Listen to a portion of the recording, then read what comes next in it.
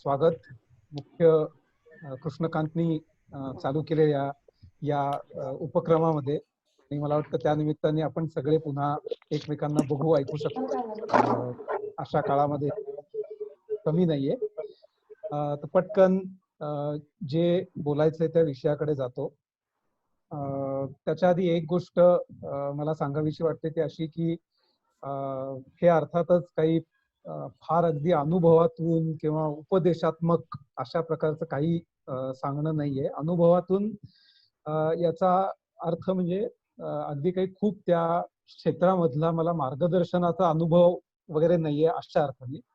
पण अनुभव या अर्थाने नक्कीच आहे की ज्या गोष्टी केल्या आणि त्याच्यातल्या बऱ्याचशा चुकल्या, अगदी मोजक्या काहीतरी बरोबर आल्या, तर त्यातनं जे काही थोडंफार शिकायला मिळालं तेवढं शेअर करायचा प्रयत्न करतो. तर त्यात पहिली गोष्ट त्यातली मला असं वाटतं की आवर्जून सांगावीशी वाटते मला माझ्या वैयक्तिक अनुभवातून. आणि बरेचसे तज्ज्ञ सुद्धा हे सांगत असतात आणि ते वाचल्यातनं रिकन्फर्म झालेली गोष्ट ही अशी की 3 गोष्टी मला वाटतं आपण सगळ्यांनी महत्त्वाच्या समजल्या पाहिजेत. पहिल्यांदा पहिली गोष्ट म्हणजे आरोग्य विमा किंवा ज्याला आपण हेल्थ इन्शुरन्स म्हणतो. तर हा आरोग्य विमा बरेच जण काढत नाहीत आपल्यापैकी. आणि काढलेला असेल तरी तो कुठल्या कंपनीचा आहे माहित नसतं. किती कव्हरेज आहे माहित नसतं. त्याच्यामध्ये काय एक्सक्लुजन्स आहेत ते माहित नसतं. आणि ऐन वेळेला जेव्हा मोठं आजारपण येतं आणि सध्या करोनाच्या काळात तर ते खूपच महत्वाचं आहे. आपण सगळ्यांनी बघितलं असेल की लोकांची बिलं कित्येक लाखांच्या घरात वगैरे गेलेली आहेत. आणि कोरोनासारखी भयंकर परिस्थिती नसेल तेव्हा सुद्धा अचानकपणे आलेले आजारपण हा अलीकडच्या काळातला सगळ्यात मोठा प्रश्न आहे. तर मला वाटतं की पहिली गोष्ट आपण सगळ्यांनी केलेली नसेल तर जरूर करावी ती म्हणजे चांगल्या रिलायबल कंपनीकडून शक्य तितक्या जास्त किमतीचा आरोग्य विमा किंवा हेल्थ इन्शुरन्स पॉलिसी काढणं. ते आपल्या सगळ्यांची वय लक्षात घेता तज्ज्ञांचं रेकमेंडेशन असं असतं की किमान 5 लाखांचा तरी आरोग्य विमा हा आपल्या वयोगटात असला पाहिजे. शक्य असेल तर 10 लाखांची पॉलिसी आणि मुलांसाठी 5 लाखांपर्यंतची किंवा त्याच्याहून थोडं कमी असेल तरी चालेल. पण आपल्यासाठी मात्र हा हेल्थ इन्शुरन्स हा 5 ते 10 लाखांचा किमान असला पाहिजे. आमच्या वैयक्तिक बाबतीत सांगायचं तर आम्ही हा बजाज अलायन्स कंपनीचा काढलाय. पण इतरही ज्या चांगल्या कंपन्या आहेत म्हणजे उदाहरणार्थ HDFC आहे, ICICI, टाटा AIG आणि बऱ्याच कंपन्या आहेत. तर काही खास त्याच्यामध्ये वगळण्यासारखी अशी नावं नाही आहेत. पण जी सस्पिशियस नावं वाटत असतील तेवढी 1-2 वगळून चांगल्या कंपनीचा हा हेल्थ इन्शुरन्स घेणं. आणि मुख्य म्हणजे त्याच्यामध्ये काय काय इन्क्लुडेड आहे, काय काय एक्सक्लुजन्स आहेत हे नीटपणे समजावून घेणं. कारण बरेचदा असं होतं की आपण या भ्रमात असतो की आता हेल्थ इन्शुरन्स काढलाय म्हणजे सगळं कव्हरेज आहे आणि ऐन वेळेला ती विमा कंपनी सांगते पण हे याच्यामध्ये नाहीये. तर ही एक काळजी मला वाटतं पहिली गोष्ट आपण घेतली पाहिजे. दुसरी गोष्ट म्हणजे जे आपल्यापैकी कमावते आहेत, मी मुद्दाम म्हणतोय कारण मी कमावता नाहीये. तर जे कमावते आहेत तर त्यांनी त्या कमावत्या लोकांसाठी लाईफ इन्शुरन्स आणि तो सुद्धा फक्त आणि फक्त टर्म इन्शुरन्सच्या रूपाने घेतलेला पाहिजे. इन्शुरन्सच्या बाबतीत किंवा विम्याच्या बाबतीत नेहमी असं म्हटलं जातं की आपण ते गुंतवणूक आणि धोका या 2 गोष्टी एकत्र करायला जातो. म्हणजे लॉस ऑफ लाईफ जे आहे त्याचं कव्हरेज आणि त्याच्या जोडीला समजा गुंतवणूक पण करता आली तर चांगलं असं म्हणून आपण त्या पॉलिसीज घेतो. पण अलीकडच्या काळात हे वारंवार सिद्ध झालेलं आहे की अशा ज्या पॉलिसीज असतात तर त्या पॉलिसीज मधून आपल्याला जास्तीत जास्त 4-4.5% हा रिटर्न मिळत असतो. आणि तुम्ही प्रीमियम जर का बघितला तो प्रीमियम मात्र प्रचंड जास्त असतो.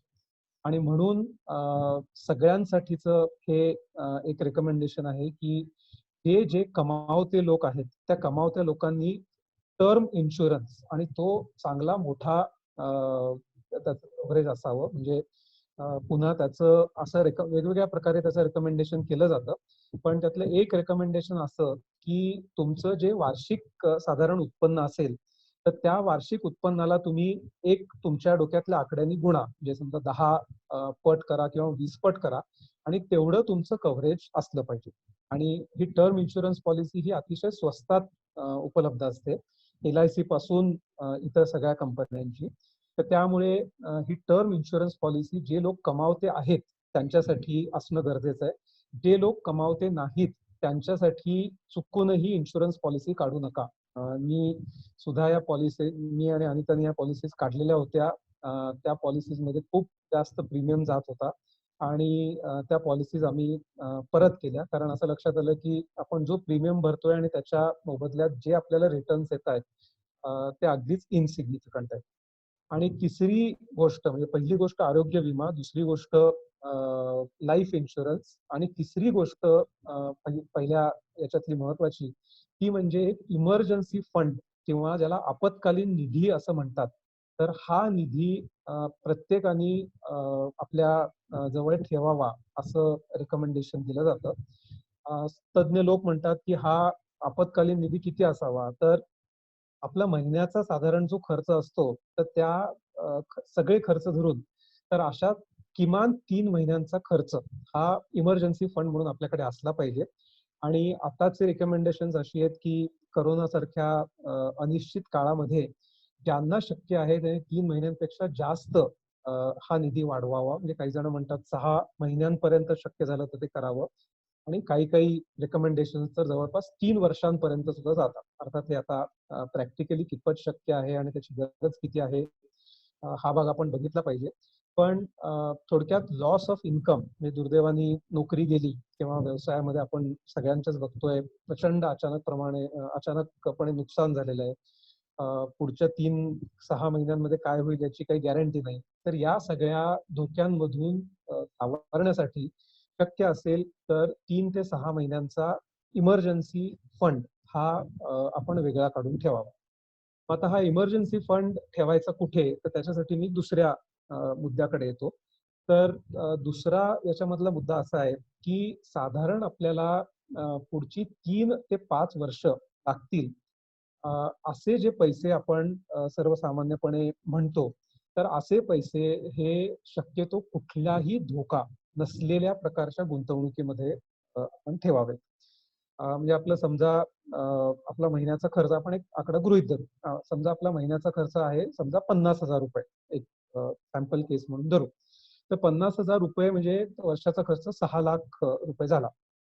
तर ₹6,00,000 समजा वर्षाचा खर्च असेल त्याच्यामध्ये सगळा आता हे इन्क्लुडेड आहे. म्हणजे किराणा माल, भाजी, दूध इथपासून ते आपल्या मुलांच्या शिक्षणाच्या फिया, सोसायटीचं मेंटेनन्स आपण काही देत असू, इन्शुरन्सचे प्रीमियम्स, इतर कुठली बिलं, इतर गृहीत न धरलेले खर्च, हे सगळं गृहीत धरून मी म्हणतोय समजा हे 50,000 असेल तर 50,000 गुणिले 12 म्हणजे साधारण ₹6,00,000 झाले. आणि असे 6,00,000 गुणिले 3 म्हणजे साधारण 18,00,000 समजा ही रक्कम झाली. तर ही रक्कम कुठल्याही परिस्थितीमध्ये कुठलाही धोका नसलेल्या प्रकारच्या गुंतवणुकीमध्ये आपण ठेवावी असं रेकमेंडेशन दिलं जातं.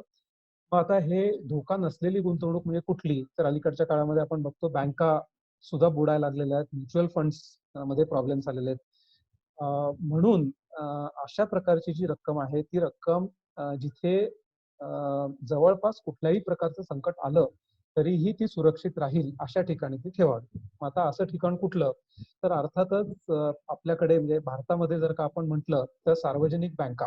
कारण या जरी बुडायला लागल्या तरी आपण बघितलेलं आहे की सरकार त्या सावरून घेतं. स्टेट बँक तर अर्थात सगळ्यातच मोठी आणि सगळ्यात सुरक्षित. पण एकूणच कुठल्याही सार्वजनिक बँका, त्यानंतर प्रायव्हेट सेक्टर मधल्या मोठ्या आणि अतिशय काटेकोरपणे चालवल्या जाणाऱ्या बँका. त्यांची उदाहरणं समजा आपण घेतली तर HDFC, त्यानंतर कोटक बँक, काही प्रमाणात ICICI, म्हणजे ज्या बँका समजा अगदी काटेकोरपणे चालवल्या गेल्या नसतील तरी ज्यांना टू बिग टू फेल असं म्हणतात. म्हणजे ज्या बँका अडचणीत आल्या तर सगळी अर्थव्यवस्थाच कोसळेल आणि त्यामुळे त्या बँका सरकार फेल होऊच देणार नाही. अशा प्रकारची एखादी बँक. तर या प्रकारच्या बँकांमध्ये आपण हा निधी ठेवू शकतो.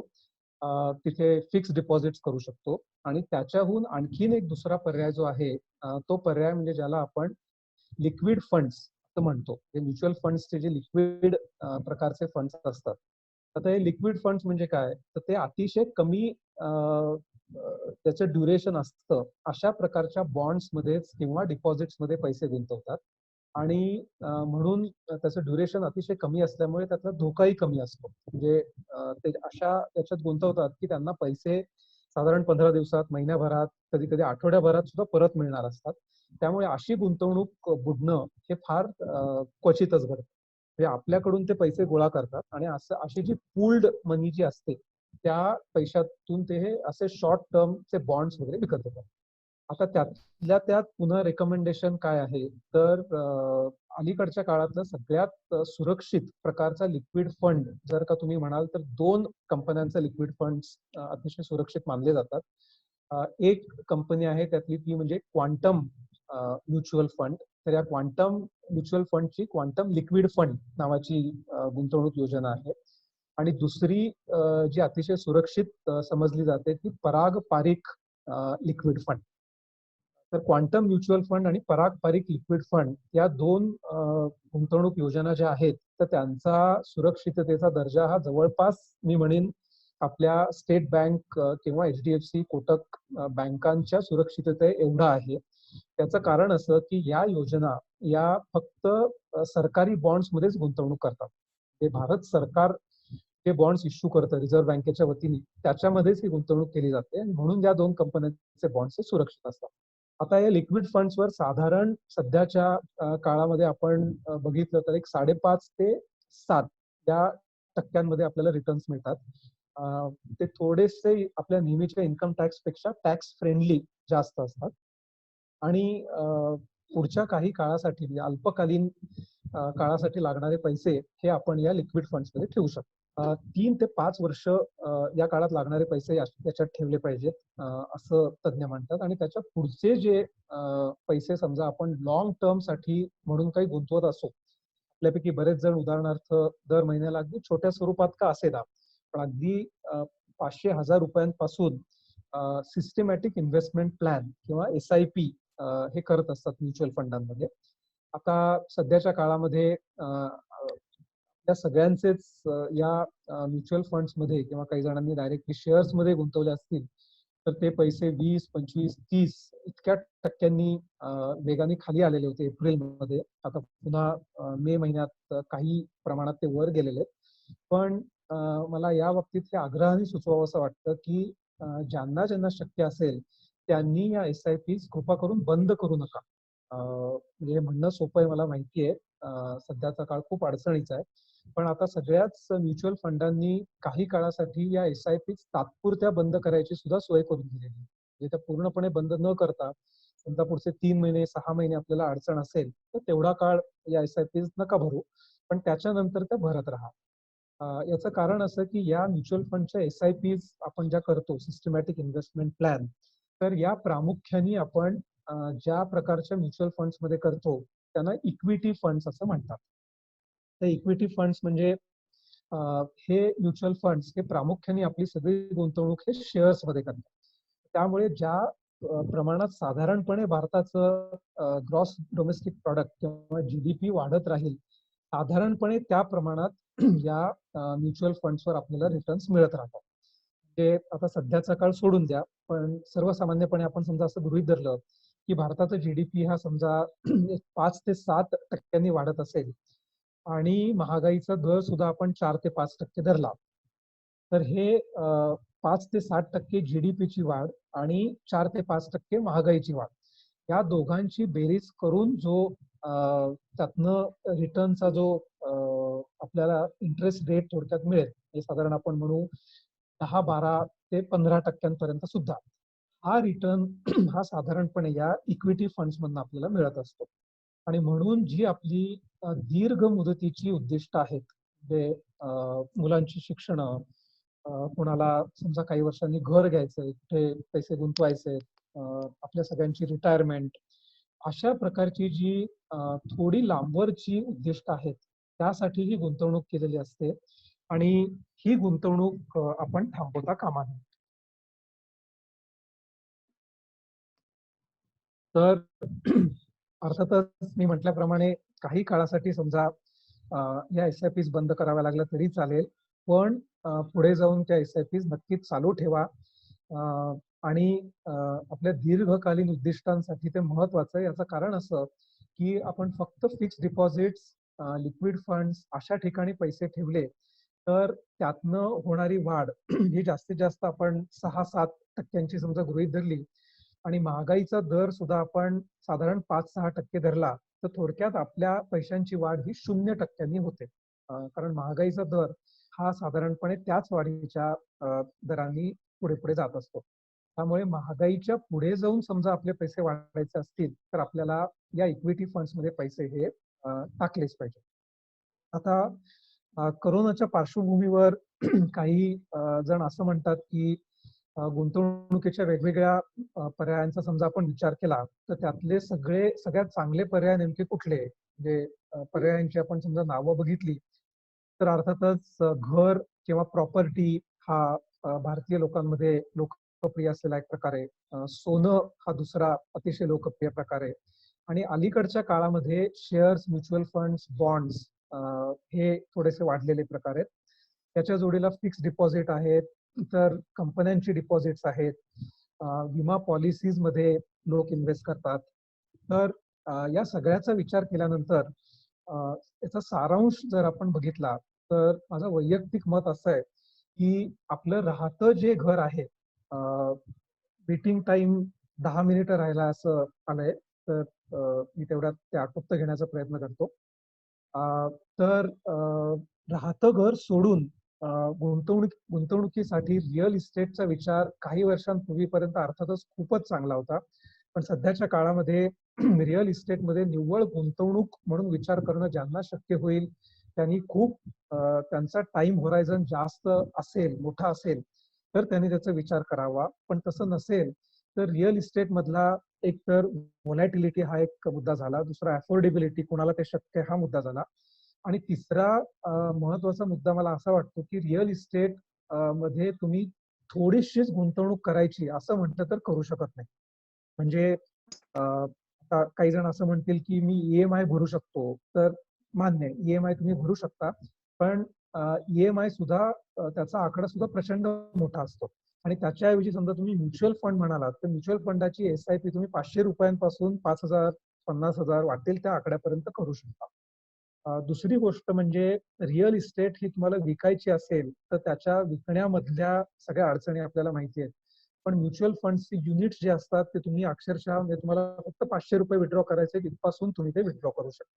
तर हा जो आपल्याला पाहिजे तेवढीच गुंतवणूक करणं आणि मोडणं, हा जो एक महत्वाचा भाग आहे, तो दुर्दैवाने रिअल इस्टेटच्या बाबतीत शक्य होत नाही. सोन्याच्या बाबतीत सध्या सोन्याचे भाव प्रचंड वाढत आहेत आणि लोक म्हणतात की सोनं खरेदी केलं पाहिजे. पण आपण जर का सोन्याच्या निव्वळ गुंतवणुकीच्या इतिहासाकडे बघितलं, तर आपल्या असं लक्षात येईल की जेव्हा जेव्हा नेहमीची आपली सर्वसामान्य अर्थव्यवस्था अडचणीत येते, त्यावेळेला सोन्याचे भाव वर जातात. जे सध्या इकॉनॉमिक क्रायसिस प्रचंड मोठा आहे आणि त्या काळामध्ये सोनं हे प्रचंड वाढतं. पण जेव्हा इकॉनॉमी पुन्हा स्थिरस्थावर होते, त्यावेळेला सोन्याचे भाव हे पुन्हा गडगडतात, असं सर्वसामान्यपणे दिसतं. तर त्यामुळे आपल्या एकूण गुंतवणुकीला फक्त थोडासा सेफ्टी नेट किंवा इन्शुरन्स म्हणून जर का सोनं घ्यायचं असेल, तर ते घ्यावं. पण मुख्य गुंतवणूक म्हणून सोन्याचा विचार शक्यतो करू नये असं माझं वैयक्तिक मत आहे. पण पुन्हा इतर काही लोकांचं त्या बाबतीत वेगळं मत असू शकतं. फिक्स्ड डिपॉझिट्स, विमा याच्या बाबतीत मगाशीच मी बोललोय. काही जण अलीकडच्या काळामध्ये बिटकॉइन सारख्या प्रकारामध्ये गुंतवणूक करतायत. पण पुन्हा ते अतिशय धोकादायक आहे, स्पेक्युलेटिव्ह आहे. उद्या काय होईल आपण सांगू शकत नाही. त्यामुळे सर्वसामान्य माणसांनी तरी त्याच्यापासून दूर राहिलेलं बरं, असं मला वाटतं. आणि या सगळ्या संदर्भामध्ये एक मुद्दा हा मोठ्या प्रमाणावर सांगितला जातो आणि आकडेवारीनिशी तो सिद्ध झालेला आहे. म्हणजे अगदी थेट वॉरन बफेचे गुरु बेंजामिन ग्रॅहम आणि अशा सगळ्या लोकांनी हे वारंवार सांगितलेलं आहे की आपल्या कुठल्याही गुंतवणुकीमध्ये सगळ्यात जास्त रिझल्ट किंवा परिणाम हे कशामुळे येतात, तर आपण कुठल्या पर्यायामध्ये किती गुंतवणूक करतो त्यामधून ते येतात. त्यालाच थोडक्यामध्ये ऍसेट अलोकेशन असं म्हणतात. म्हणजे आपल्या एकूण सगळ्या गुंतवणुकीपैकी आपला किती हिस्सा हा रिअल इस्टेटमध्ये असला पाहिजे, किती स्टॉक्समध्ये किंवा इक्विटी म्युच्युअल फंड्समध्ये असला पाहिजे, किती कमी धोक्याच्या म्युच्युअल फंड्समध्ये असला पाहिजे, किती सोन्यामध्ये असला पाहिजे. हे जर का आपण व्यवस्थितपणे ठरवलं आणि ते आपण कायम पाळलं, तर त्यातून मिळणारे हे जे रिटर्न्स आहेत, हे रिटर्न्स आपण नेमकी कुठे गुंतवणूक केली याच्यापेक्षा जास्त महत्वाचं. आणि त्याचा सर्वसामान्यपणे निकष असा मानला जातो की आपलं राहतं घर जे आहे ते यातनं वगळून टाका, ते याच्यामध्ये धरूच नका, आणि उरलेली जी आपली गुंतवणूक आहे ती गुंतवणूक सर्वसामान्यपणे हे बेंजामिन ग्रॅहम म्हणजे जो वॉरन बफेचा गुरु मानला जातो, त्यांनी असे सांगितलं होतं की जो माणूस खूप जास्त धोका पत्करायला तयार आहे, खूप मोठ्या प्रमाणात व्होलॅटिलिटी आली, वर खाली गुंतवणूक झाली तरी चालेल असं ज्याचं मत आहे, तर त्या माणसांनी 75% गुंतवणूक ही शेअर्स किंवा इक्विटी म्युच्युअल फंड्स मध्ये करावी, 25% ही सेफ मध्ये करावी. जो माणूस आपल्यासारखा सर्वसामान्य माणूस आहे त्यांनी 50-50% करावी. 50% इक्विटी म्युच्युअल फंड्स मध्ये, 50% लिक्विड फंड्स, फिक्स डिपॉझिट्स अशामध्ये. आणि जो माणूस अजिबात धोका पत्करू इच्छित नाही, अजिबात नाही म्हणण्यापेक्षा कमी धोका पत्करू इच्छितो, त्यांनी 75% गुंतवणूक ही सेफ असेट्स मध्ये करावी, फिक्स डिपॉझिट्स, लिक्विड फंड्स वगैरे, आणि 25% गुंतवणूक ही इक्विटी मध्ये करावी. इक्विटीमध्ये गुंतवणूक करण्याचं महत्व मगाशी मी सांगितलंय की ते केलं नाही तर महागाई हा जो मोठा घटक आहे, तो मोठा घटक आपली गुंतवणूक दरवर्षी मोठ्या प्रमाणावर अक्षरशः खात जातो, आणि त्यामुळे फक्त फिक्स डिपॉझिट मध्ये 100% गुंतवणूक करणं हे नंतर आपल्याला महागात पडू शकतं. एक शेवटचा मुद्दा या संदर्भात मी सांगतो, कारण हे एक्सटेंड मला वाटतं होऊ शकणार नाही. तर म्युच्युअल फंड्स मधली जी गुंतवणूक आहे, तर त्याच्या बाबतीत दोन पर्याय असतात. एक म्हणजे आपण रेग्युलर प्रकारच्या म्युच्युअल फंड्स मध्ये गुंतवणूक करू शकतो, किंवा डायरेक्ट नावाचे म्युच्युअल फंड्स असतात. तर हे रेग्युलर म्हणजे तर आपण समजा 100 रुपये समजा एखाद्या फंड मध्ये गुंतवले, तर या 100 रुपये गुंतवणुकीमधले साधारण जवळपास 2% ही फंड कंपनी आधी काढून घेते आणि उरलेले 98 रुपयेच गुंतवते, आणि आपल्याला जो त्याच्यावर नफा तोटा जो काय होईल तो 98 रुपयांवर होतो. आणि त्याच्याऐवजी त्याच योजनेच्या डायरेक्ट प्लॅन मध्ये आपण गुंतवले तर त्यांचं जे कमिशन असतं ते त्या 2% खूप कमी होऊन 1%, काही काही वेळेला 1%च्याही खाली येतं. म्हणजे दर 100 रुपयांमागे 1 रुपया, 1.5 रुपया काही काही वेळेला आपण वाचवतो. आणि खूप मोठ्या प्रमाणावर ही गुंतवणूक वाढली आणि अनेक वर्ष वाढली तर त्या फंड कंपनीला एवढं कमी कशाला देत बसायचं. त्यामुळे ज्यांची म्युच्युअल फंड्स मध्ये गुंतवणूक असेल त्यांनी ती रेग्युलर प्लॅन्स मध्ये आहे का बघा, आणि असेल तर शक्यतो ती डायरेक्ट फंड्स मध्ये वळवायचा प्रयत्न करा. वेळेअभावी कुठले फंड्स, त्याच्यातल्या कुठल्या योजना हे थोडंसं आपण बोलू शकत नाहीये, पण हे एक्सटेंड होऊ शकत असेल तर एक 5 मिनिटं त्याच्याविषयी मी बोलेन. अन्यथा कोणाला काही प्रश्न असतील तर आपण ते घेऊया. आपण परत याच मीटिंगला जॉईन होऊ शकतो माझ्या माहितीनुसार. अच्छा, चालू ठेवा, एक्सटेंड.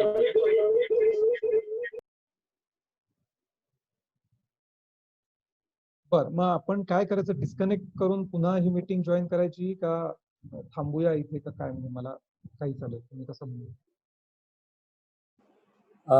अतुल, मला वाटतं 40 मिनिटाचं रिस्ट्रिक्शन सध्या नाहीये बहुतेक, त्यामुळे ही मीटिंग चालू राहील. बर, ओके. अनिताई असं ऍक्च्युली मला तरी वाटतंय. वॉर्निंग आली आहे अनिताई, संतोष. हो का? ठीक आहे.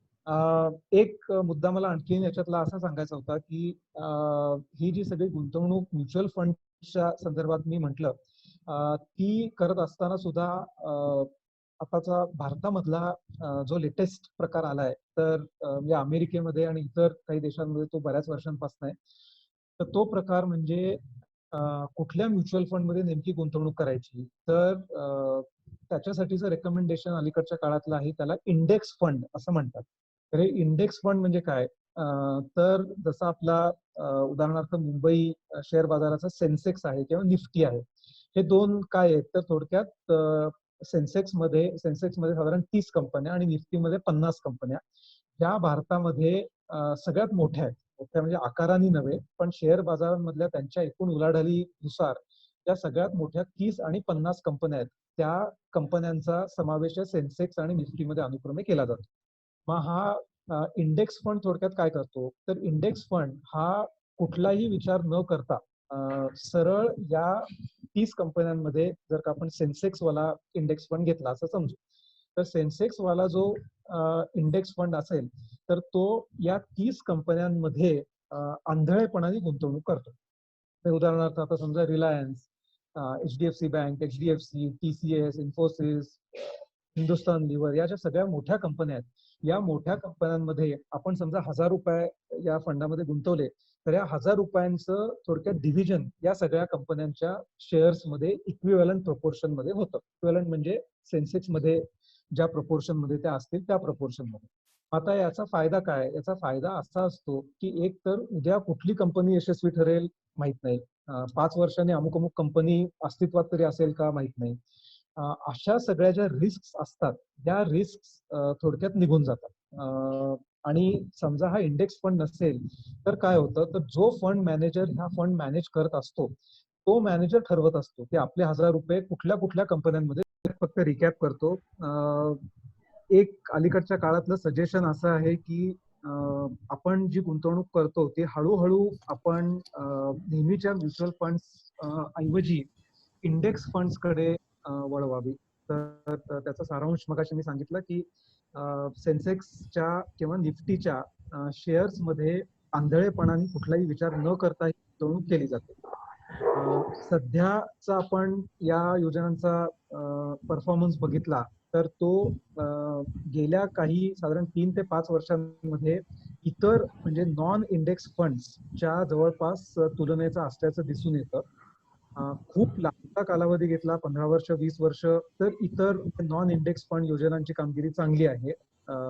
काही वेळेला 18% दरांनी 20% दरांनी त्यांनी आपला निधी वाढवलेला आहे. इंडेक्स फंडांनी साधारण 14-15% वाढवलेला आहे. हा अर्थात पुन्हा कोरोनाचा काळ सोडून द्या, म्हणजे हा 2 महिन्यांचा काळ फारच विचित्र आणि अनप्रेडिक्टेबल आहे त्याच्या आधीपर्यंत मी म्हणतोय.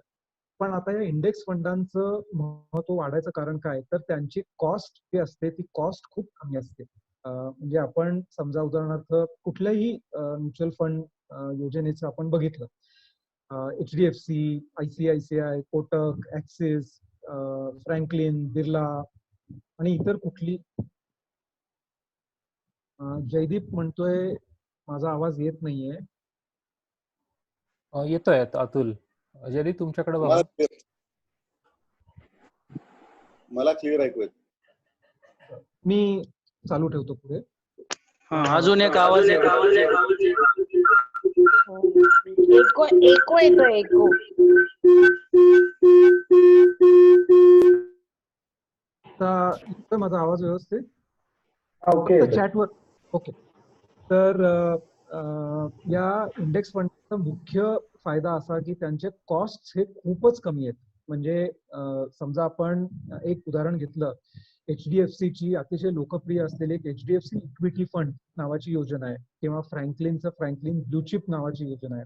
तर त्याची जी कॉस्ट आहे म्हणजे मगाशी मी म्हटलं आपण 100 रुपये गुंतवले तर तो फंड मॅनेजर जो असतो तर तो पहिल्या दिवशीच किंवा दर दिवशी म्हणजे आपण प्रपोर्शन मध्ये म्हणतो साधारण त्यातले 2 रुपये हे काढून घेतो. रोज 2 रुपये नव्हे, वर्षाला 2 रुपये या दराने. आणि त्याच्याच ऐवजी समजा आपण इंडेक्स फंड म्हटला तर हा इंडेक्स फंड हा वर्षाला फक्त 10 पैसे काढून घेतो. हा जो फरक आहे आपल्याला वाटेल काय फार मोठा फरक नाहीये. त्यांनी 2 रुपये आपल्या याच्यातले वजा केले काय आणि 10 पैसे वजा केले काय, उरलेले तो गुंतवतोय.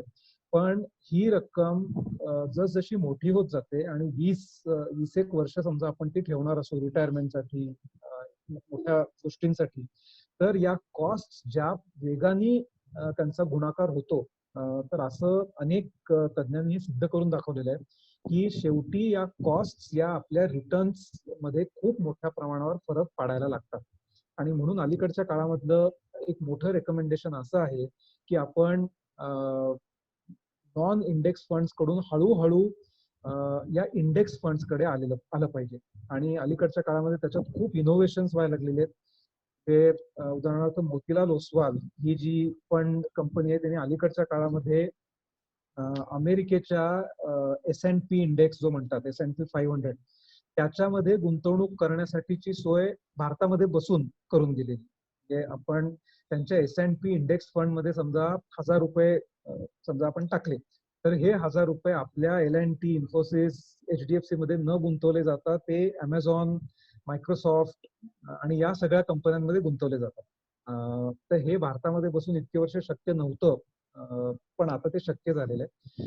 तर ज्यांना याच्यामध्ये थोडस जास्त रस घेऊन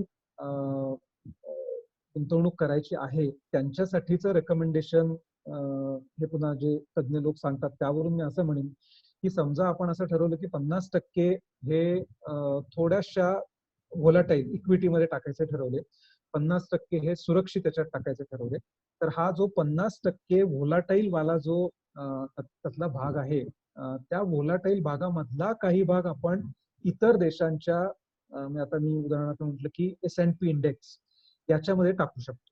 तर याचं कारण काय की या जगातल्या सर्वोत्तम कंपन्या ज्या आहेत Amazon, Google, Facebook, Microsoft, Berkshire Hathaway आणि अमेरिकेतल्या सगळ्या मोठमोठ्या कंपन्या यांचा जो सातत्याने नफा वाढत असतो शेअर बाजारात त्या वरखाली होत राहतील, पण त्याचा हिस्सेदार आपण भारतात बसून होऊ शकतो. कल्पना मला वाटतं खूप मोठी आणि त्याचा फायदा आपण उचलला पाहिजे. एक यातला शेवटचा मुद्दा सांगावासा वाटतो आणि त्यानंतर कोणाला काही बोलायचं असेल किंवा प्रश्न असतील तर आपण त्याकडे जाऊया. की अलीकडच्या या कोरोनाच्या संकटामुळे रिझर्व्ह बँकेने आपल्याला माहिती आहे की आपण जी काही कर्ज घेतलेली असतील त्या कर्जांचे हप्ते हे 3 महिन्यांनी वाढवलेले आहेत आणि पुन्हा ते 3 महिन्यांनी वाढवण्याविषयी बरंच चालू आहे, ते वाढवलेले सुद्धा आहेत काही अंशी. या बाबतीत मला असं म्हणावंसं वाटतं की ज्यांना ते खरोखरच ते हप्ते भरणं शक्य नाहीये त्यांनी ते जरूर पुढे ढकलावे, पण ज्यांना ते शक्य आहे पण केवळ अशी ही आता रिझर्व्ह बँकेने संधी दिली आहे म्हणून ते पुढे ढकलू नका. याचं कारण असं की याच्या बाबतीत बरेच कॅल्क्युलेशन झालेले आहेत की 3 महिने समजा आपण आपल्या घराचा हप्ता हा पुढे ढकलला, कारण रिझर्व्ह बँकेने सांगितलं की 3 महिने तुम्ही भरला नाही हप्ता तरी चालेल, तर त्याची कॅल्क्युलेशन होऊन नंतर आपलं हाऊसिंग लोन हे सुमारे 7 महिन्यांनी पुढे जातं, तर ते 3 महिन्यांनी जात नाही असं लक्षात आलेलं आहे. क्रेडिट कार्डावरचे सुद्धा 3 महिने समजा आपण त्याचं बिल भरलं नाही तर ते 3 महिने भरलं नाही याचा अर्थ ते फक्त पुढे त्या 3 महिन्यांनी तेवढंच भरायचं असं नाही, त्याच्यावरचं व्याज हे अक्युमुलेट होत जातं, ते व्याज माफ केलेलं नाही. तर त्यामुळे पण समजा शक्य असेल तरीही ही कर्ज पुढे ढकलत असो तर त्या बाबतीत मला वाटतं काळजी घेतली पाहिजे आणि ही कर्ज पुढे शक्यतो ढकलू नका. इतर जे पारंपरिक पर्याय आहेत त्याच्याविषयी मी बोललो नाही, PPF, NSC वगैरे वगैरे, तर ज्यांना तिथे गुंतवणूक केल्याने सुरक्षित वाटतं त्यांनी ती जरूर करत राहावी. फक्त त्यातला धोका आता आपल्याला माहितीये, त्याचे व्याजदर सुद्धा वेगाने कमी होत चाललेले आहेत आणि पुन्हा मोठं लॉक इन आहे. PPF आपण म्हणतो की सुरक्षित आहे आणि बरोबरच आहे, अजूनही मला वाटतं 7% वर ते व्याज देतं, पण एक लक्षात ठेवलं पाहिजे की त्याचा लॉक इन पिरियड हा 15 वर्ष आहे, म्हणजे 15 वर्ष आपण ते पैसे काढू शकत नाही. आणि त्याच्याऐवजी समजा आज आपण तेच पैसे चांगल्या म्युच्युअल फंड मध्ये, इंडेक्स फंड मध्ये आज टाकले आणि 15 वर्ष थांबायची तयारी असेल तर 15 वर्षांनी ती रक्कम PPF पेक्षा कितीतरी जास्त पटीने नक्कीच वाढलेली असेल. एक गल्लत काय होते बहुतेक जणांची, माझ्या सकट सगळ्यांचीच होते, ती अशी की आणि मला वाटतं वॉरन बफे या संदर्भातलं एक वाक्य खूप छान आहे. तो असं म्हणतो की जेव्हा तुम्ही या व्होलाटाईल प्रकारच्या गुंतवणुकी करता, उदाहरणार्थ शेअर्स डायरेक्टली कोणी खरेदी करतं किंवा म्युच्युअल फंड्स घेतं, तर त्यावेळेला दुर्दैवाने शेअर बाजार आपल्याला रोज त्याची किंमत दाखवत असतो आणि त्यामुळे विनाकारण आपल्या जीवाची घालमेल सुरू असते. पण समजा कोणी आपल्याला सांगितलं की आज तू गुंतव आणि पुढची 10 वर्षाची काय किंमत आहे हे आम्ही तुला सांगणार नाही, 10 वर्षांनी एकदम सांगू, तर आपण ते बघणारच नाही. आणि ते न बघितल्यामुळे आपण चुकीच्या वेळेला ते विकणं आणि चुकीच्या वेळेला खरेदी करणं या गोष्टी हमखास करतो. मी 100 वेळेला त्या केलेल्या आहेत. आपण आपल्यापैकी काही जणांनी त्या नक्की केल्या असतील तर ते होणार नाही.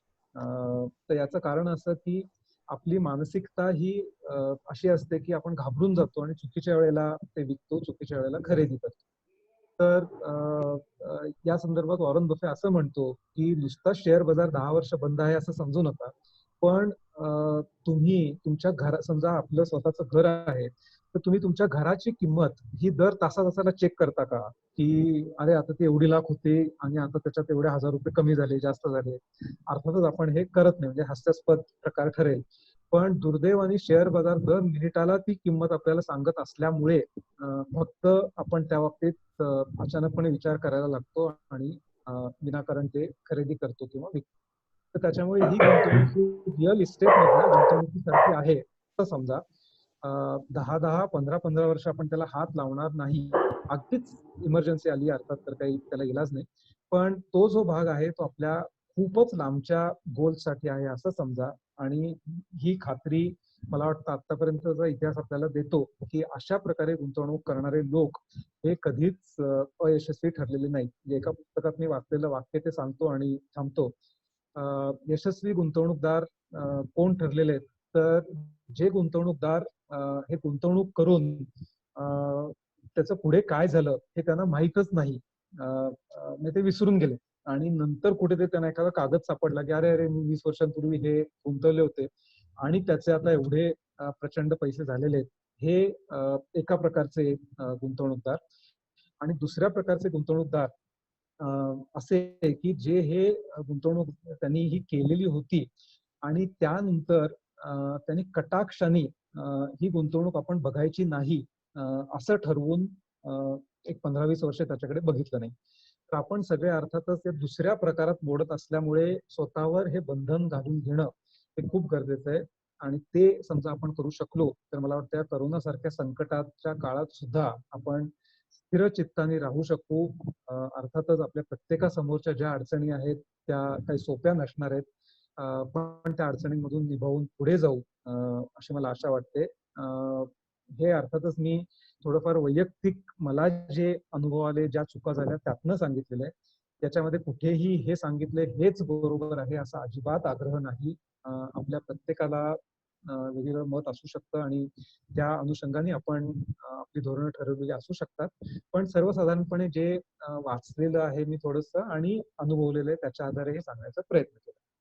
तर शांतपणे ऐकून घेतलं तर त्याबद्दल तुमच्या सगळ्यांचे आभार. आणि कोणाला काही बोलायचं असेल किंवा प्रश्न असतील तर आपण तो वेळ आता वापरूया.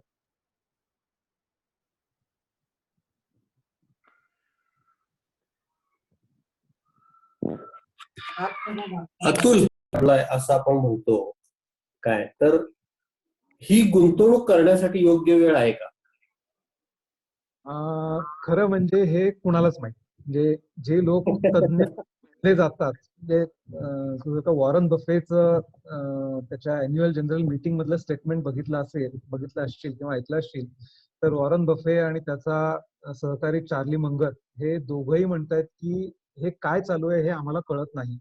आणि जर हे कुणाला कळत असेल, असं कोणी म्हणत असेल तर तो माणूस खोटं बोलतो.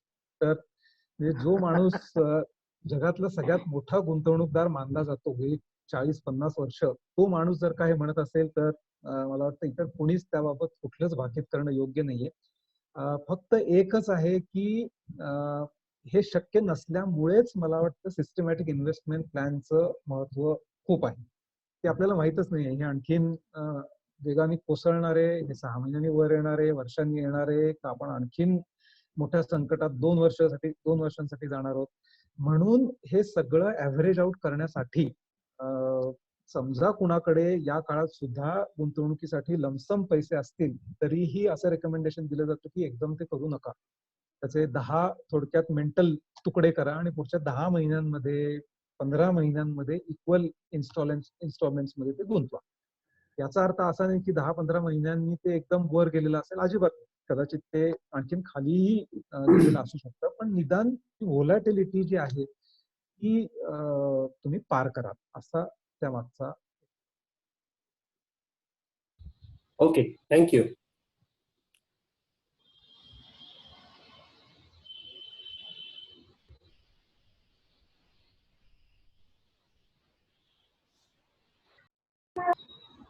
अतुल, मला एक प्रश्न विचारायचा हा. आहे. पीपीएफ च्या गुंतवणुकी संदर्भात पीपीएफ ला मिळणारा टॅक्स बेनिफिट, त्याच्यानंतर त्याच्यात असणारा कंपाऊंडेबल इंटरेस्ट रेट, हे जर बघितलं तर एक निवृत्तीनंतर जे आपल्याला जो फंड हवा आहे, तर त्या दृष्टीने त्याच्यावर भर देणं कितपत योग्य राहील? मला असं वाटतं की मगाशी जे म्हटलं की तज्ञ मंडळी जे सांगतात की तुम्ही 75-25, 50-50 किंवा 25-75 असे ढोबळ मानाने, हे काही अगदी फिक्स आकडे नाही आहेत, अशा याच्यात जी गुंतवणूक करा, तर त्यातला हा 25-50 किंवा 75% वाटा हा तुमच्या पीपीएफ मध्ये असू शकतो. म्हणजे त्याच्यासाठी लिक्विड फंड्स मध्ये गुंतवणूक करायच्या ऐवजी एखादा माणूस म्हणेल की माझं पीपीएफ चालू आहे आणि ते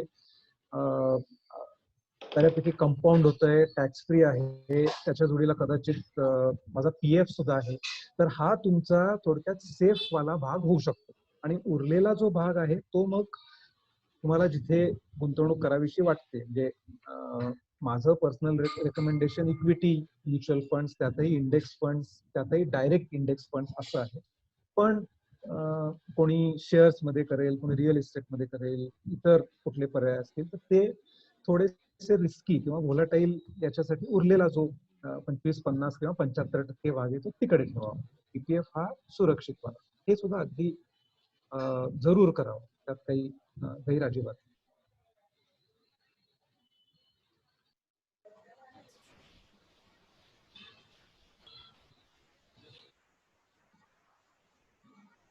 अतुल, संतोष बोलतो. हा संतोष.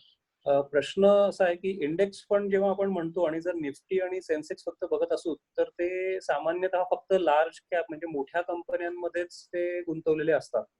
तर त्याऐवजी एक मल्टी कॅप फंडांचा पण पर्याय उपलब्ध आहे. ते अर्थातच इंडेक्स फंड नाही आहेत, त्यामुळे ते फंड मॅनेजरने मॅनेज केलेले फंड आहेत.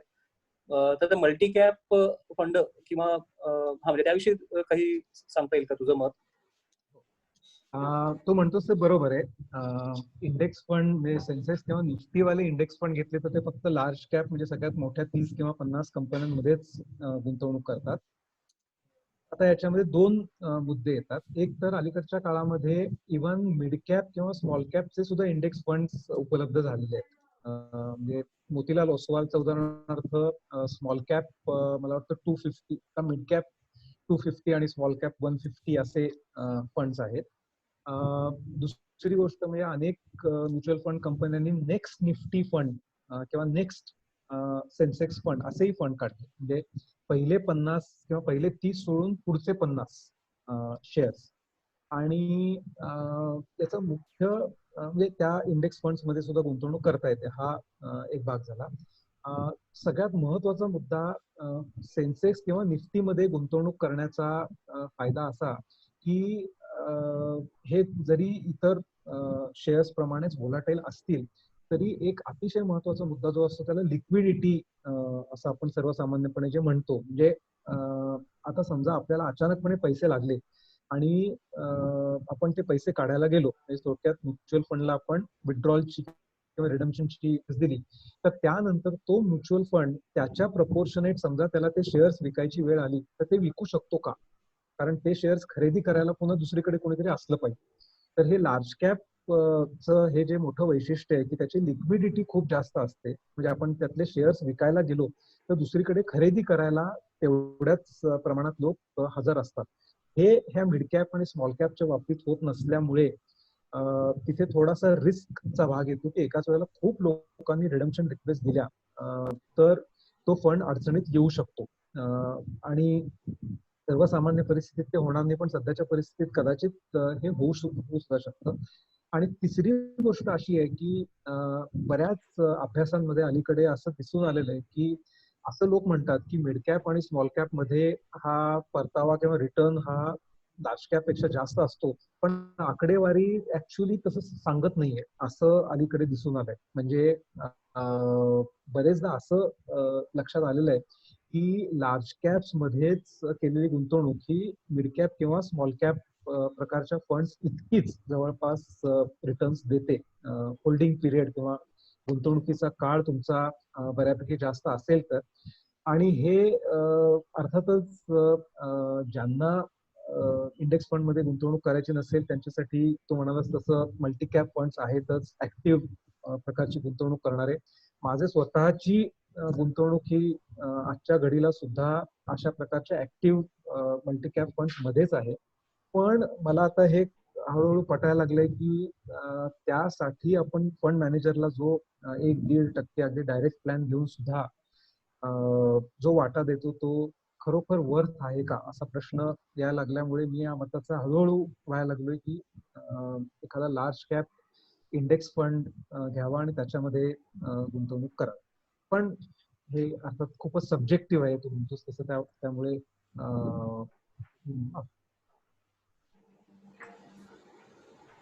आमच्या अतुल. हा आनंद कंटिन्यू. ते तू डायरेक्ट इंडेक्स फंड जे म्हणालास तर त्याच्यामध्ये रेग्युलर म्युच्युअल फंड पेक्षा रिस्क जास्त असते का? नाही नाही. थोडक्यात काय आहे की हे सेबीनी काही काळापूर्वी आणलं होतं. काही काळापर्यंत डायरेक्ट म्युच्युअल फंड अशी ऑप्शनच नव्हती. म्हणजे एक मी साधं सोपं उदाहरण घ्यायचं तर मी घेतो, मगाशी नाव घेतलं मी HDFC इक्विटी फंड. तर त्या HDFC इक्विटी फंडचे 2 प्रकार असतात, ते रेग्युलर प्लॅन आणि दुसरा म्हणजे डायरेक्ट प्लॅन. हा रेग्युलर प्लॅन कशासाठी असतो तर त्यांचे सगळे जे डिस्ट्रीब्युटर्स आहेत तर त्या डिस्ट्रीब्युटर्स करवी जेव्हा ते ही योजना लोकांना विकतात तर त्या डिस्ट्रीब्युटर्सचं कमिशन, थोडक्यात एजंटचं कमिशन, हे सगळं त्या रेग्युलर प्लॅन मधनं त्या एजंट्सना जातं. म्हणजे आता HDFC बँकेमध्ये आपण उदाहरणार्थ गेलो तर ते अगदी आनंदाने आपल्याला ही HDFC इक्विटी फंड मध्ये इन्व्हेस्ट करा आमच्या थ्रू असं सांगतात. आपण त्यांच्या थ्रू जेव्हा इन्व्हेस्ट करतो तर तेव्हा तो रेग्युलर प्लॅन होतो आणि त्याच्यामुळे आपल्याकडनं मगाशी मी म्हटलं ते 100 रुपयातले 2 रुपये समजा वसूल झाले तर त्या 2 रुपयांमधला काही भाग या एजंट्सकडे जातो. म्हणजे HDFC बँक ही ते एजंट झाले, त्यांना त्यातला 1 रुपया जाईल आणि 1 रुपया किंवा 50 पैसे काय उरलेले ते HDFC म्युच्युअल फंडाकडे जातात.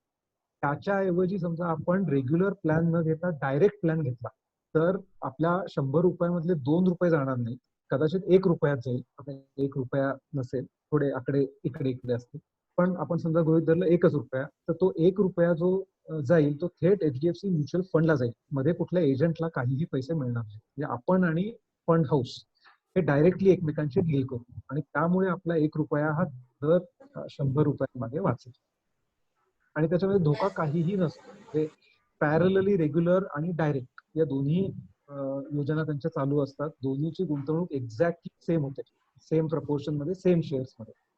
अजिबात कुठल्याही प्रकारचा धोका नसतो. फक्त आपल्याला ते काम डायरेक्टली करावं लागतं, आपल्या एजंट थ्रू करता येत नाही, एवढंच असतं. Okay okay, thanks.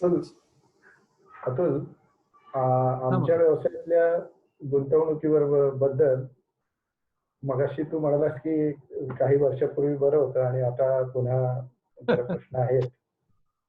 तर माझा तुला प्रश्न असा आहे की काय धोके तुम्हाला, म्हणजे ऍज अ इन्व्हेस्टर तुम्हाला याच्यातले काय धोके वाटतात आणि जेव्हा आता सगळे कायदे हे ग्राहकाच्या बाजूनी, आमच्या बाजूनी 1% सुद्धा नसलेले कायदे आमच्यावर बंधनकारक आहेत, तर यावेळेला तुम्हाला जास्त सुरक्षित वाटतं का किंवा वाटेल का? रिअल इस्टेट मध्ये मला असं वाटतं की तू अर्थात त्यातला खूपच तज्ञच म्हटलं पाहिजे, पण मी एक सामान्य ग्राहक म्हणून सांगतो की त्यातला जो पीक पिरियड जो होता तो मला वाटतं येऊन गेलाय आणि तो पुन्हा काही काळानंतर येईल, पण तो कधी येईल माहित नाही. हा माझ्या मनात एक ग्राहक म्हणून मोठा फिअर फॅक्टर आहे. दुसरं असं की मला राहण्यासाठी म्हणून हे घर हवं असेल तर मी कदाचित त्या बाबतीत फार विचार करणार नाही. म्हणजे माझ्याकडे पैसे असतील किंवा EMI घेऊन ते घर घेऊ शकत असेल तर मी आता सध्याचा काळ 2-3 महिने सोडला तरी नॉर्मल सर्कमस्टान्सेस मध्ये मी ते घर घेईन, बुक करेन. पण गुंतवणूक म्हणून समजा ते घ्यायचं असेल तर कदाचित आता सध्याच्या काळामध्ये मी विचार करेन. कारण एक तर प्रॉपर्टी अप्रिसिएशन जवळपास गेली 2-3 वर्ष होत नाहीये. पुन्हा बातम्या अशा ज्या येत आहेत की इतकी घरं ऑलरेडी म्हणजे व्हॅकंट आहेत आणि तीच विकली जात नसताना आणखी नवीन इन्व्हेंटरी कुठून लोक कुठनं खरेदी करणार, कुठनं विकणार असा प्रश्न आहे. रिसेलचे मला वाटतं खूप जास्त फ्लॅट्स उपलब्ध आहेत, त्यामुळे लोक थोडीशी आपली अफोर्डेबिलिटी बघून नवीन स्कीम बुक करायच्या ऐवजी थोडे कमी पैसे पडतात म्हणून रिसेलचेच फ्लॅट्स बुक करतात. अशा सगळ्या कारणांमुळे आणि माझा जो वैयक्तिक त्याच्यामधला दृष्टिकोन आहे तो म्हणजे एक तर हा इललिक्विड प्रकारची ही गुंतवणूक आहे. म्हणजे समजा मी 10, 15, 20 वर्ष मला काही त्याची फिकीर करायची गरज नाही असं म्हटलं तर मी अगदी आनंदाने घर घेईन, कारण मला वाटतं आता किमती याच्यापेक्षा आणखीन खाली जाणं अवघड आहे. म्हणजे जातील कदाचित, पण मी जे वाचतो त्यावरनं सिमेंट आणि या सगळ्या कॉस्ट पण पुन्हा वाढत असल्यामुळे आणि इतर बिल्डर्सचे कॉस्ट वाढत असल्यामुळे त्या फार प्रचंड प्रमाणात तरी कोसळणार नाही. पण ते 10-20 वर्ष मी ठेवणार असेल तर त्यांनी घेईन. आणि दुसरा जो मुद्दा मी मगाशी म्हणतो की ते इनडिव्हिजिबल आहे, हा जो एक प्रॉब्लेम आहे. म्हणजे म्युच्युअल फंड मधले मला आता इमर्जन्सी आली, मला फक्त 50,000 रुपये काढायचे तर मी काढू शकतो. पण घराचं मी काय करू, म्हणजे अख्खं घर एकतर मी विकू शकतो किंवा काहीच नाही, ही यातली अडचण मला एक गुंतवणूकदार म्हणून जाणवते. पण तू म्हणालास तो मुद्दा अतिशय बरोबर आहे की कायद्याच्या दृष्टीने निदान मला तुला कळत नाही, पण सायकोलॉजिकली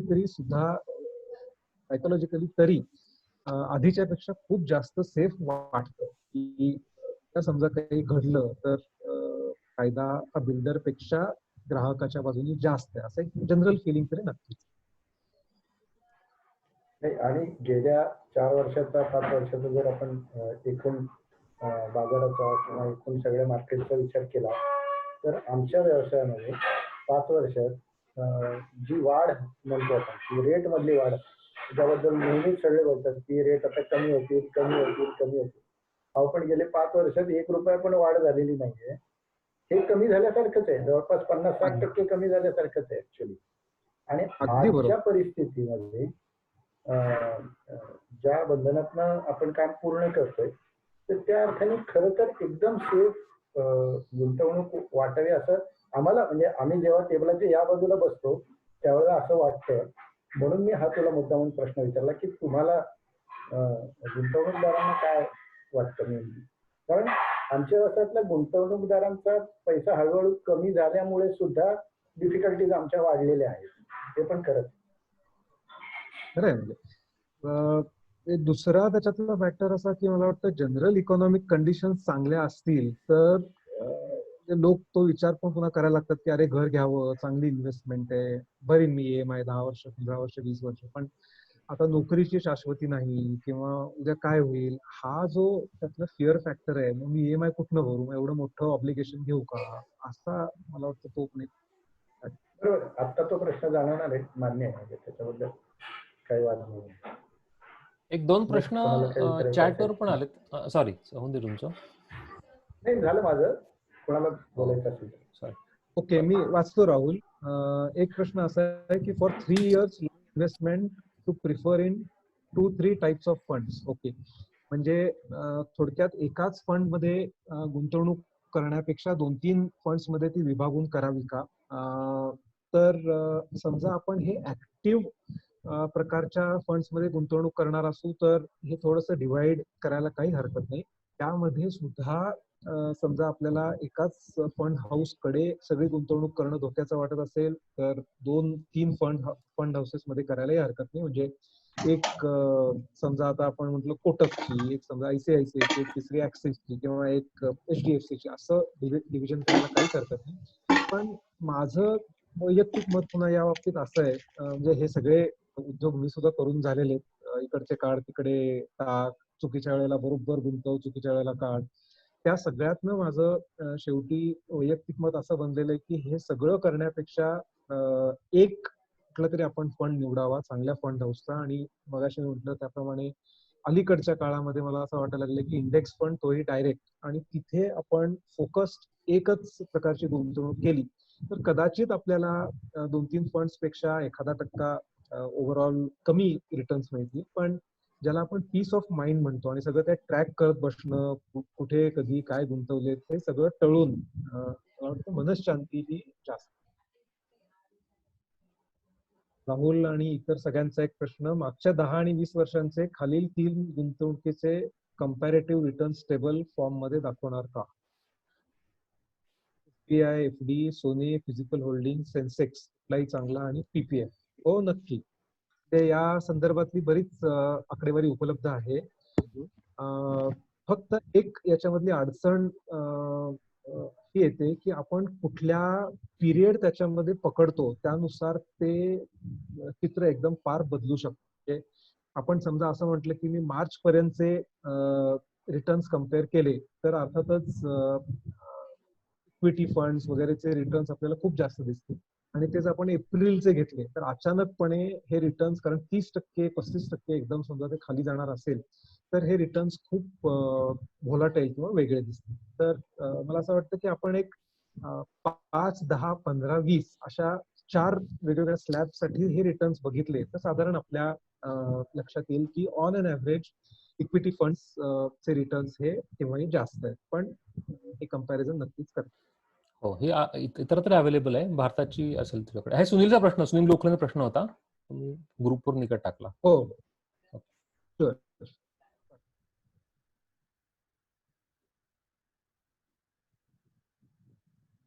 सॉरी, हे बरंच लांबलंय, पण कोणाला काही प्रश्न असतील तर आपल्याकडे 7 मिनिटं आहेत.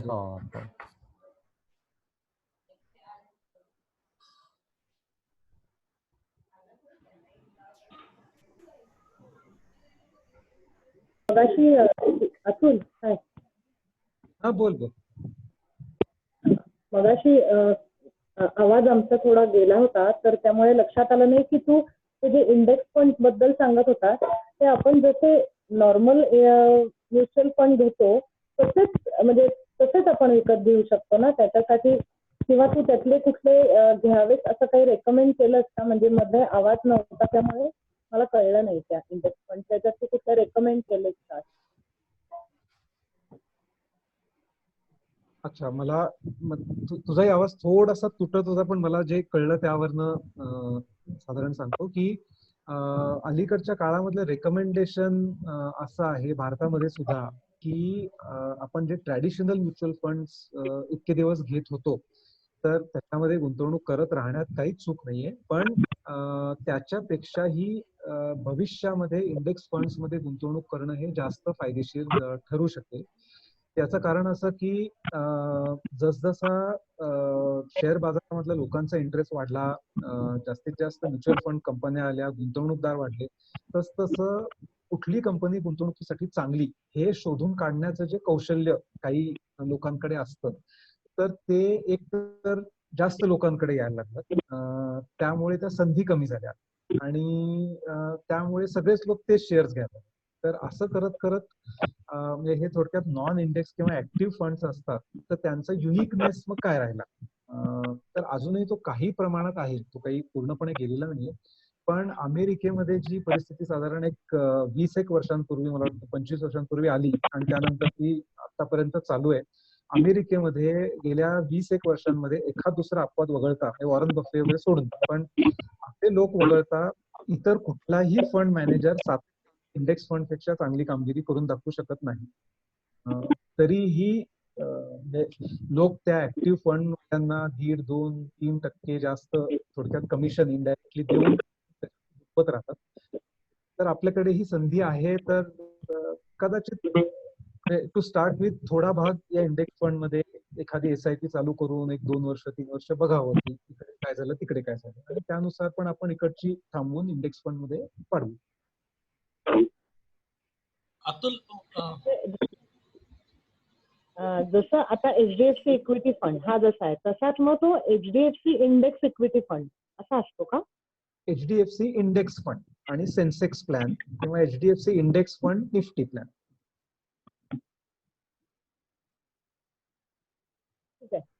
आणि डायरेक्ट ना?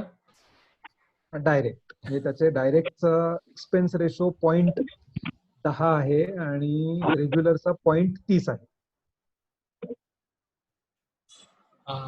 अतुल, आता मध्ये अभिजित बोलतोय. हा बोल. मध्ये सॉव्हरिन गोल्ड बॉन्ड आले होते तर त्याच्यामध्ये असं होतं की 4590 रुपये पर ग्रॅम हम्म. या भावाने सरकार आपल्याकडनं पैसे घेणार आणि त्याची मुदत 5 वर्ष आणि 8 वर्ष म्हणजे अर्ली एक्झिट 5 वर्ष आहे आणि मॅक्सिमम मॅच्युरिटी 8 वर्ष आहे. आणि त्याच्यामध्ये 2.5% इंटरेस्ट दर वर्षाला मिळणार. आणि 8 वर्षानंतर काय होणार किंवा एक्झिट नंतर काय होणार, तर ह्याच्याबद्दल काही सांगू शकशील का? त्याच्यामध्ये कसं आहे, पुन्हा बेस रेट हा जो आहे 2.5% म्हणजे थोडक्यात रिटर्न आहे, हा गॅरंटीड आहे, हे बरोबर आहे. हो. आणि त्याच्यानंतर शेवटी काय होईल ते पुन्हा मार्केट प्राइसेस लिंक्ड आहे. म्हणजे एक्झिटच्या वेळेला मिनिमम 2.5% गॅरंटीड आणि त्याच्या वर त्यावेळची जी किंमत असेल त्यानुसार तुम्हाला ते कमी जास्त प्रमाणात मिळेल. हे थोडक्यात जसं विमा कंपन्या पण करतात की एक गॅरंटीड तुम्हाला रेट ऑफ रिटर्न असतो आणि त्याच्यावर जे होईल ते थोडक्यात मार्केट लिंक्ड असेल, अशा प्रकारची ती योजना आहे. याच्यावर काही अंदाज बांधता येईल का? म्हणजे आतापर्यंत सोन्याच्या हिस्ट्री बघितली, भावाचा जर इतिहास बघितला तर त्याच्यावरून 8 वर्षानंतरचा काही अंदाज, म्हणजे मे बी अगदी रफ अंदाज तसं की खरं म्हणजे अवघड आहे. पण सोन्याचा हिस्टॉरिक रेट ऑफ रिटर्न आहे तो साधारण महागाईच्या दराच्या थोडासा जास्त असा मानला जातो किंवा फिक्स डिपॉझिटच्या दराच्या एवढा मानला जातो. आता त्याच्यात पुन्हा स्पाइक्स असतात. म्हणजे आता सध्या अचानकपणे 30%, 40% एखाद्या वर्षात निगेटिव्ह पण होतं. तर तसं प्रेडिक्ट करणं अवघड आहे, पण over a period of time साधारण एफडी रेट्स असं. थँक्यू. एक प्रश्न मनोज आणि रीनाकडनं आहे. What is your recommendation about sectoral funds and ELSS? 2 मिनिटच राहिलेत, मी पटकन सांगायचा प्रयत्न करतो. सेक्टर फंड्स म्हणजे समजा आपण एखाद्या विशिष्ट सेक्टर मध्येच गुंतवणूक करणार आहोत, म्हणजे समजा pharma sector, IT sector, infrastructure sector, तर अशा फंड्सना सेक्टर फंड्स असं म्हणतात. त्याच्यामध्ये गुंतवणूक करणं कितपत योग्य आहे, माझं वैयक्तिक मत आहे आपण हे टाळावं. याचं कारण असं की या प्रत्येक सेक्टरची अशी सायकल असते, कधी एक सेक्टर यशस्वी मग दुसरा अयशस्वी, आणि खरं म्हणजे योग्य वेळेला त्यात गुंतवणूक करणं आणि योग्य वेळेला काढणं हे खूप अवघड असतं. त्यामुळे शक्यतो हे टाळावं.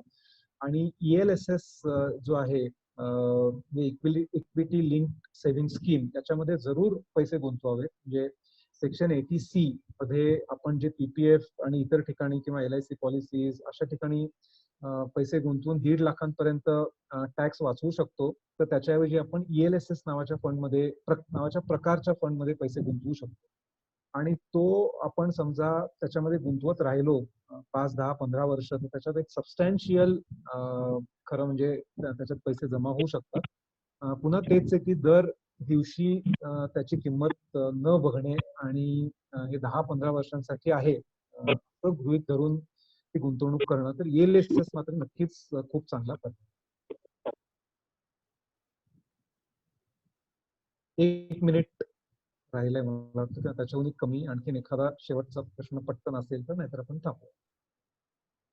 इंडेक्स फंड असतात का?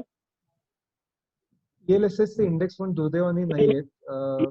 ते याचे होते, फ्रँकलिनचा होता, पण त्यांनी तो बंद करून त्यांच्या मुख्य फंड मध्ये मर्ज करून.